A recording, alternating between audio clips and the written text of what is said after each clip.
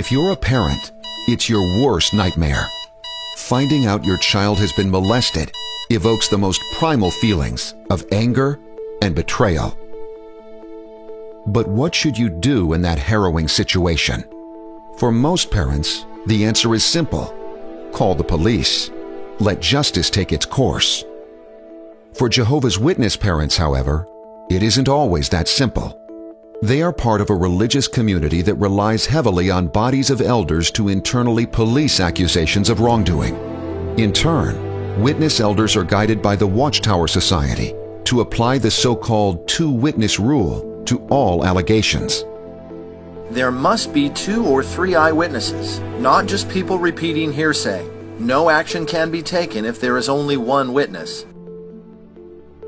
If the accused continues to deny the accusation of the single witness and the wrongdoing is not established, the elders will leave matters in Jehovah's hands.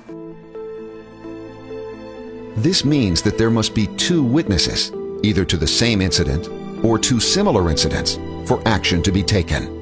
But when it comes to sexual abuse, there are seldom additional witnesses to the crime, and by the time a second child is molested, thus providing the needed second witness, it is already too late. Stephanie Hammond's personal story about this strange policy reveals how harmful this policy is for thousands of children. At 14 years of age, she was molested by one of Jehovah's Witnesses. 15 years later, Stephanie received a phone call from the man. How did he find her? When Stephanie found out that her mother had given the man her phone number, she was very upset and decided to call her mother immediately.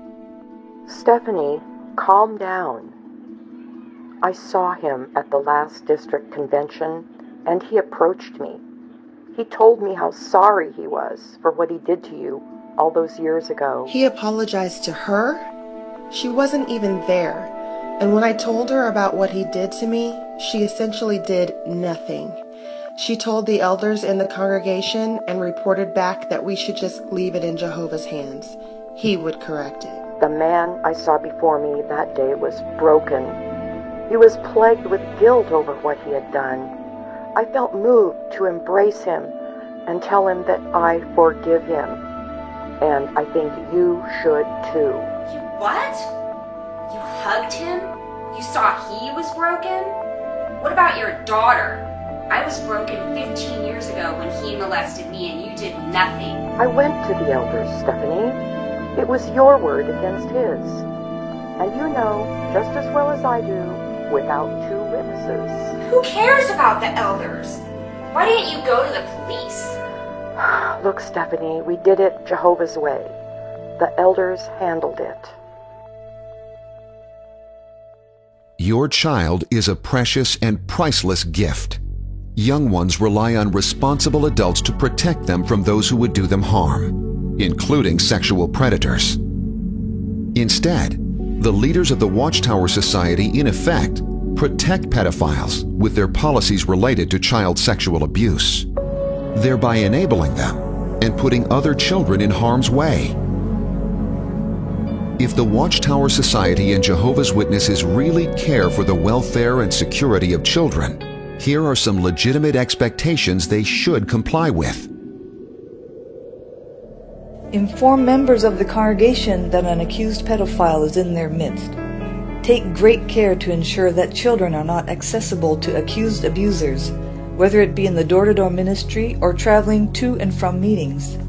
Immediately report any molestation to authorities, regardless of whether or not it is legal obligation in the state or country. Keep abusers out of reach of position of trust and authority within the congregation permanently.